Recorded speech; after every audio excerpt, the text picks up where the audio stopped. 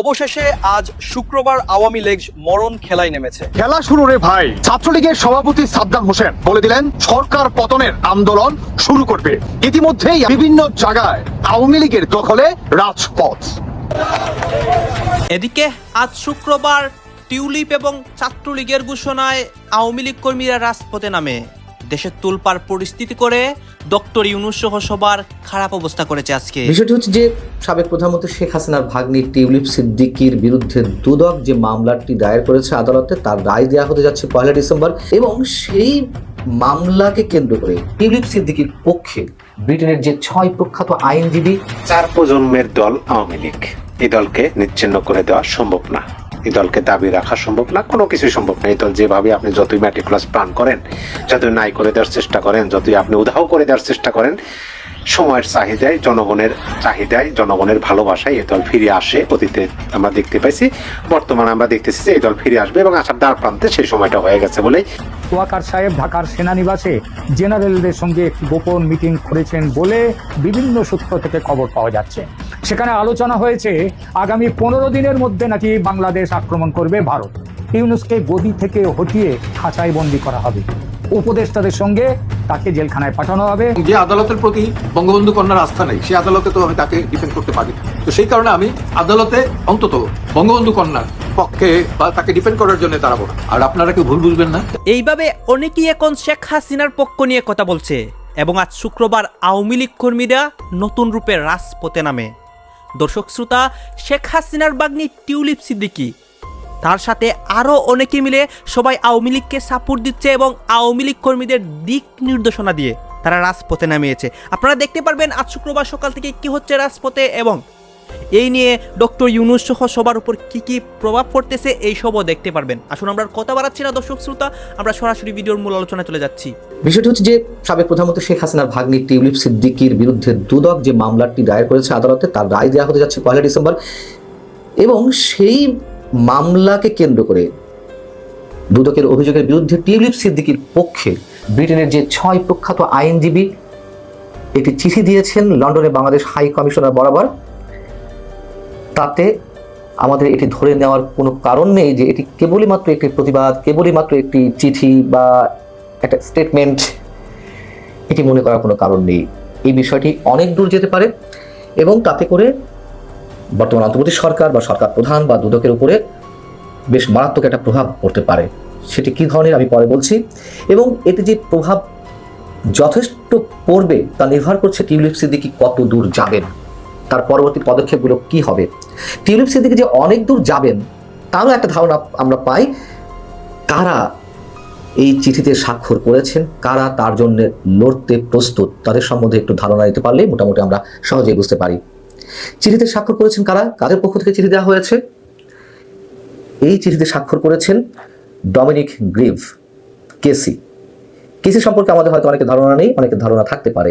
অর্থাৎ Kings council আগে ছিল কুইন্স কাউন্সিল, যেহেতু ব্রিটেনের রানী শাসিত ছিল বা রানীর সর্বোচ্চ পদমর্যাদা ছিল, শাসিত ঠিক নয়, এখন তো রাজা চার্লস, সেহেতু এখন বলা হয় কিংস কাউন্সিল, অর্থাৎ সর্বোচ্চ উপাধিপ্রাপ্ত আইনজীবী পেশায় সিনিয়র লয়ার হিসাবে। এই ডমিনিক গ্রিভ আবার একজন সাবেক অ্যাটর্নি জেনারেল, যিনি কাজ করেছেন 2010 থেকে 2014 সাল পর্যন্ত। এবং ডেভিড ক্যামেরন, আপনারা বুঝতেই পারছেন, কনজারভেটিভ পার্টির যিনি প্রধানমন্ত্রী ছিলেন সেই সময়, তার সরকারের সময়। আরেকজন রয়েছেন রবার্ট বাকল্যান্ড, তিনিও কেসি এবং যথারীতি তিনিও একজন সাবেক অ্যাটর্নি জেনারেল। রয়েছেন ডেভিড গক, কনজারভেটিভ পার্টির সাবেক বিচারমন্ত্রী, জাস্টিস সেক্রেটারি। আমাদের মনে রাখা দরকার যে টিউলিপ সিদ্দিকী লেবার পার্টির সংসদ সদস্য, সেই দৃষ্টিতে দেখছে না। তারা মনে করছে তাদের সরকারের সাবেক একজন মন্ত্রী বা বর্তমান সংসদ সদস্যের বিরুদ্ধে বাংলাদেশের প্রতিহিংসার জায়গা থেকে বাংলাদেশের বর্তমান অন্তর্বর্তী সরকার এই মামলাগুলো পরিচালনা করছে বা অভিযোগগুলো দায়ের করেছে। এখানে বলা হচ্ছে যে তার সাথে এমন আচরণ করা হচ্ছে যেন তিনি একজন বাংলাদেশি নাগরিক এবং বাংলাদেশে বসবাস করছেন। এবং খুব অদ্ভুত যুক্তি, মানে অদ্ভুত ঠিক নয়, খুব জোরালো যুক্তি তুলে ধরা হয়েছে। তিনি যেসব নথিপত্র দেখেননি সেগুলি প্রসিকিউশন কর্তৃক বাংলাদেশের ঠিকানাগুলিতে পাঠানো হয়েছে, যেগুলির সম্পর্কে তার কোনো জ্ঞান বা সংযোগ নেই বলে তিনি দাবি করছেন। অর্থাৎ টিপু সিদ্দিকীর বিরুদ্ধে যে অভিযোগ বা নানান ধরনের নথিপত্র কোথায় পাঠানো হয়েছে, বাংলাদেশের কোনো একটি ঠিকানাতে টিপু সিদ্দিকী একটি ঠিকানা পাওয়া গেছে বা দুদক মনে করেছে এটি ঠিকানা, সেগুলোই তাদের নথিপত্রে সংযুক্ত করা হয়েছে এবং সেখানে যাচ্ছে। বলা হচ্ছে যে এই নথিপত্রগুলির জবাব দিতে এবং আদালতে হাজির হতে না পারার কারণে দুদক এবং প্রসিকিউশন এই সিদ্ধান্তে উপনীত হয়েছে যে মিসেস সিদ্দিক একজন পলাতক এবং অনুপস্থিতি তার বিচার করা যেতে পারে। এই ধরনের প্রক্রিয়া কৃত্রিম এবং মামলা পরিচালনার একটি কল্পিত এবং অন্যায্য উপায়। খেলা শুরু রে ভাই, খেলা অলমোস্ট শুরু। ছাত্রলীগের সভাপতি সাদ্দাম হোসেন উনি স্পষ্ট ভাষায় বলে দিলেন 30শে নভেম্বর থেকে শুরু করে বাংলাদেশে টানা আওয়ামী লীগের আপনার সরকার পতনের আন্দোলন শুরু করবে। ইতিমধ্যেই আপনার বিভিন্ন জায়গায় আওয়ামী লীগের দখলে রাজপথ।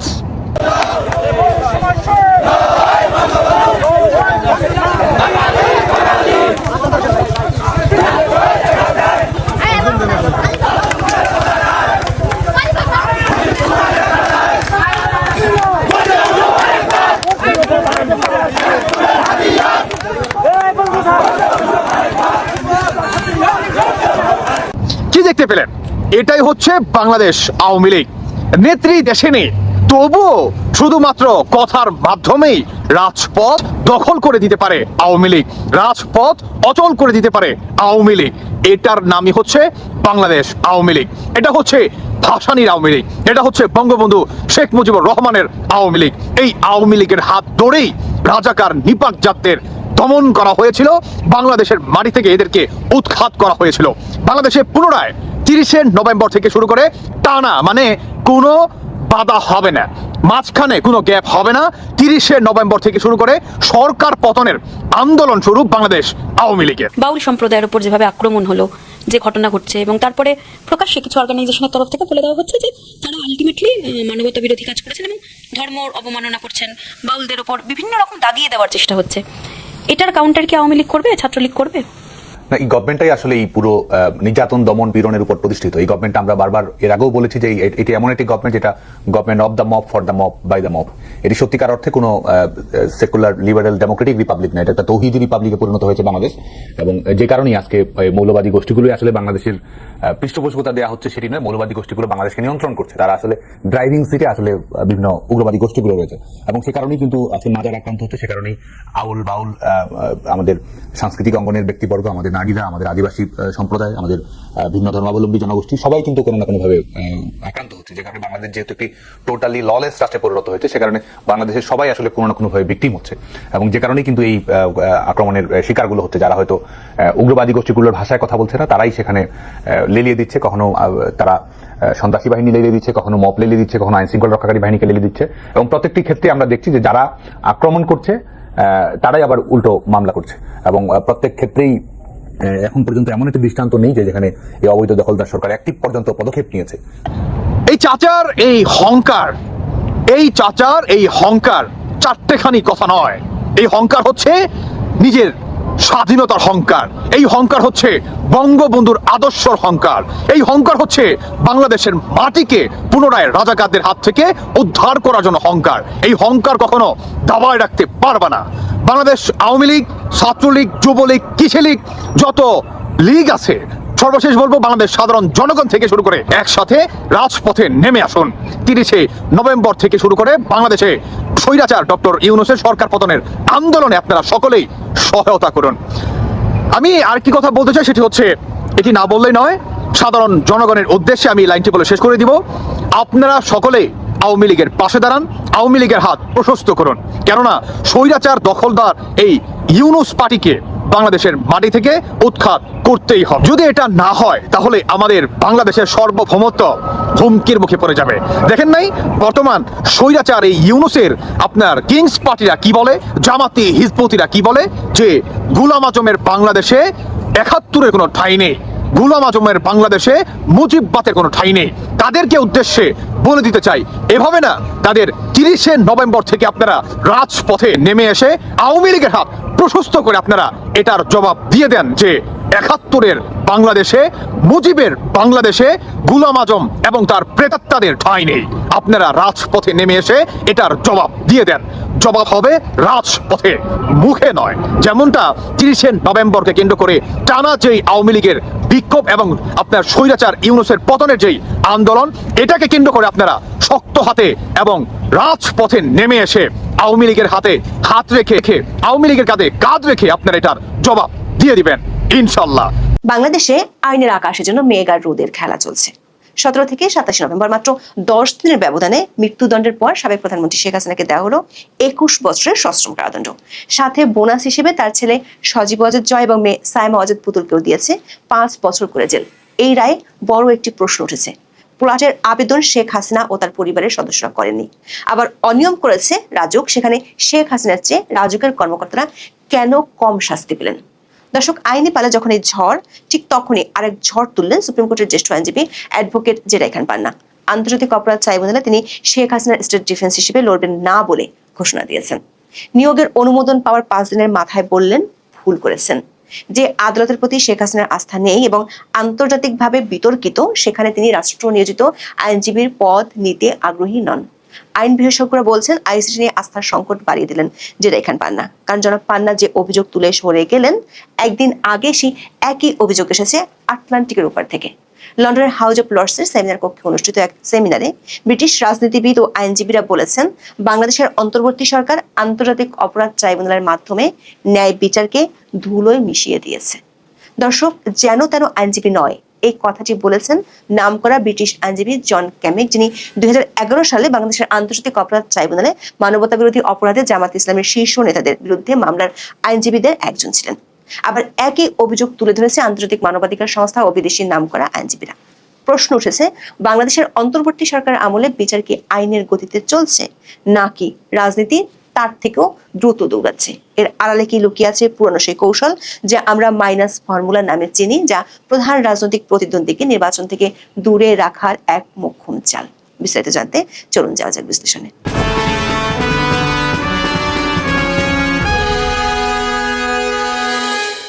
ঢাকার পূর্বাঞ্চলের নতুন শহর প্রকল্পে রাজুকের প্লট বরাদ্দে দুর্নীতির 3 মামলায় সাবেক প্রধানমন্ত্রী শেখ হাসিনাকে 7 বছর করে মোট 21 বছরের কারাদণ্ডের রায় ঘোষণা হয় 27 নভেম্বর। শুধু তিনিই নন, এই রায় তার ছেলে সজীব ওয়াজেদ জয়কে একটি মামলায় এবং মেয়ে সাইমা ওয়াজেদ পুতুলকে আরেকটি মামলায় 5 বছর করে সশ্রম কারাদণ্ড দেওয়া হয়েছে। একই সঙ্গে সবাইকে অর্থদণ্ড দেওয়া হয়। দর্শক, এই মামলার আইনি ভিত্তিগুলো একটু দেখে আসি।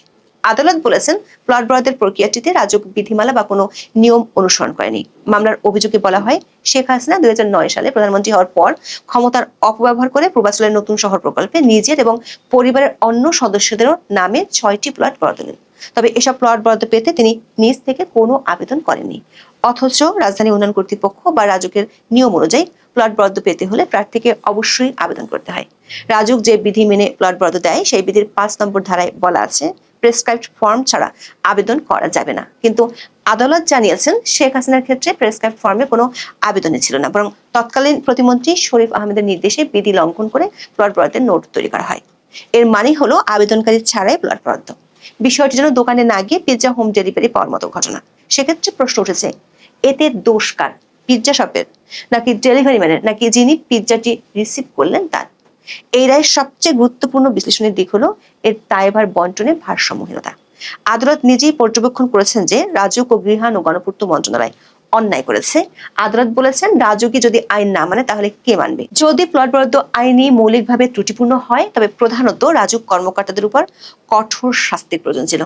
কিন্তু রায় পর্যালোচনা করে দেখা যায় শেখ হাসিনা 21 বছরের সাজা পেলেও এই প্রক্রিয়ার সঙ্গে জড়িত রাজুকের সাবেক সদস্য খুরশিদ আলমকে মাত্র 1 বছরের কারাদণ্ড দেওয়া হয়েছে। অন্যদিকে গণপূর্ত মন্ত্রণালয়ের কর্মকর্তা সাইফুল ইসলাম সরকারকে বেকসুর খালাস দেওয়া হয়েছে। স্বাভাবিকভাবে এই রায়টিও রাজনৈতিক কিনা সে প্রশ্ন তুলছেন কোনো আইন বিশেষজ্ঞ। দর্শক, আন্তর্জাতিক আদালত থেকে নিজেকে সরিয়ে নেওয়ার কথা জানিয়ে 27 নভেম্বর ফেসবুকে লাইভ করেন সুপ্রিম কোর্টের আইনজীবী জেরা খান পান্না। সেখানেও তিনি তোলেন বিচারিক আদালতে প্লট দুর্নীতি মামলার রায়ের প্রসঙ্গ। বলেন, যেখানে শেখ হাসিনা আবেদনই করেননি সেখানে তাকে দণ্ড দেওয়া অসম্ভব। এই মামলার বিরুদ্ধে উচ্চ আদালতে আপিলে যুক্ত থাকার আগ্রহ জানান এই জ্যেষ্ঠ আইনজীবী। দর্শক, আইসিটিতে এক মামলায় মৃত্যুদণ্ড পাওয়ার পর 10 দিনের ব্যবধানে এবার বিচারিক আদালত থেকে কারাদণ্ড পেলেন শেখ হাসিনা। তবে এটি নিয়ে তেমন কোনো আলোচনা নেই চারদিকে। সরকার যেখানে বিচারকে তাদের মূল এজেন্ডার একটি বলে দাবি করছে, এ নিয়ে দেশবাসীর পক্ষ থেকে ব্যাপক চাপে থাকার কথা বারবার বলছে, সেখানে চারদিকে দর্শক আপনারা তো দেখলেন এখানে কি কথা হচ্ছে, অনেকে কিন্তু অনেক কথা বলতেছে, অনেকে আলোচনা করতেছে, অনেকে সমালোচনা করতেছে। বিশেষ করে এখানে দেশের রাজনৈতিক প্রেক্ষাপট নিয়ে কথা হয় এবং এখানে শেখ হাসিনার বিষয় নিয়ে কথা হয়, টিউলিপ সিদ্দিকের বিষয় নিয়ে কথা হয়। গাইস, এই বিষয়গুলো দেখে এখানে যে আপনাদেরকে বিভিন্ন বক্তব্য দেখিয়েছি, এই বিষয়গুলো দেখে আপনাদের কি মনে হচ্ছে অবশ্যই আপনারা আপনাদের মন্তব্যটা আমাদের কমেন্ট বক্সে লিখে যাবেন। আর হ্যাঁ, এতক্ষণ আপনাদেরকে আমরা যা কিছু দেখিয়েছি সব কিছু আমরা সোশ্যাল মিডিয়া থেকে সংগ্রহ করছি, এখানে আমাদের নিজস্ব কোনো মন্তব্য নেই বা আমাদের নিজস্ব কোনো সিদ্ধান্ত নেই। সর্বশেষ আপনাদের কাছে আমাদের একটা রিকোয়েস্ট থাকবে, আপনারা আমাদের চ্যানেলে নতুন দর্শক হয়ে থাকলে চ্যানেলটি সাবস্ক্রাইব করবেন এবং পাশে থাকা বেল বাটনটি বাজাবেন যাতে করে নেক্সট ভিডিওটা সবার আগে আপনাদের কাছে পৌঁছে যায়। ধন্যবাদ।